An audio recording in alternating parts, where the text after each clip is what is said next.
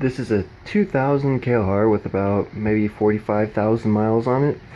It reads 41, and maybe 1,000 miles ago I replaced the clutch plates. That's the only thing I know that could have been different. Apparently, according to the previous owner, the doohickey has been done. Here's what it sounds like. Yeah, usually it doesn't start well when it's cold. But I started it maybe 15-30 minutes ago, so it probably should turn on. Usually I have to use the choke.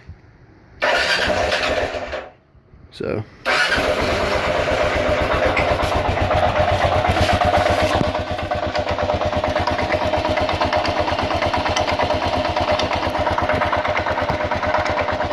I don't know what that noise is.